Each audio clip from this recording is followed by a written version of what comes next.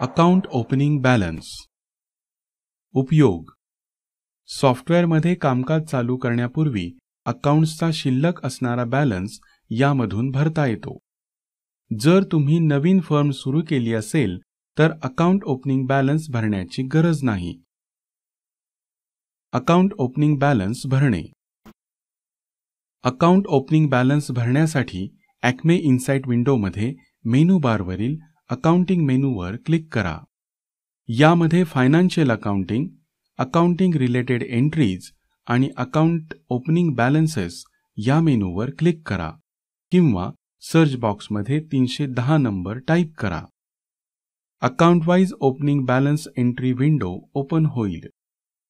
येथे ज्या अकाउंटचा opening balance भरायचा आहे ते अकाउंट सिलेक्ट करून एंटर की प्रेस करा. अपडेट ओपनिंग बॅलन्स ही विंडो ओपन होईल.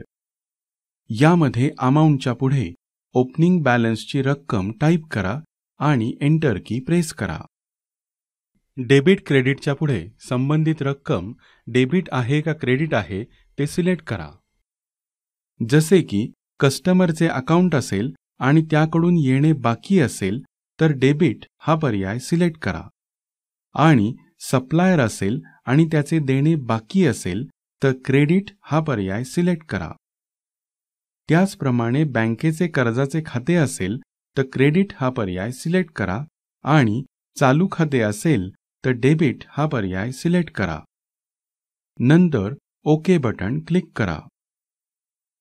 इन्सर्ट बटनाला क्लिक करून नवीन अकाउंट तयार करता येते. चेंज बटनाला क्लिक करून संबंधित अकाउंटचे नाव, ग्रुप इत्यादी माहिती बदलता येते. डिलीट बटन क्लिक करून एखादे अकाउंट काढून टाकता येते. सिलेक्टेड ग्रुप या बटनाला क्लिक करून एखाद्या फिल्टरवर आधारित तेवढीच अकाउंट्स एकत्र पाहता येतात. जसे की फक्त कस्टमर लिस्ट पाहण्यासाठी सन्ड्री डेटर्स हा ग्रुप सिलेक्ट करा, तर फक्त सप्लायर लिस्ट पाहण्यासाठी सन्ड्री क्रेडिटर्स हा ग्रुप सिलेक्ट करा. ऑल सिलेक्टेड ग्रुपमधून जर काही फिल्टर लावलेला असेल तर फिल्टर रिसेट करण्यासाठी म्हणजेच अकाउंटची लिस्ट पूर्ववत पाहण्यासाठी या बटनाला क्लिक करा. प्रिंट अकाउंटचे ओपनिंग बॅलन्स प्रिंट करण्यासाठी या बटनाला क्लिक करा. अकाउंट ओपनिंग बॅलन्स भरल्यानंतर डेबिट अमाउंटची टोटल आणि क्रेडिट अमाउंटची टोटल ही एकसारखीच असायला हवी. त्यामध्ये फरक नसावा, अन्यथा हा फरक बॅलन्स शीटमध्ये ओपनिंग बॅलन्स डिफरन्स म्हणून दिसतो.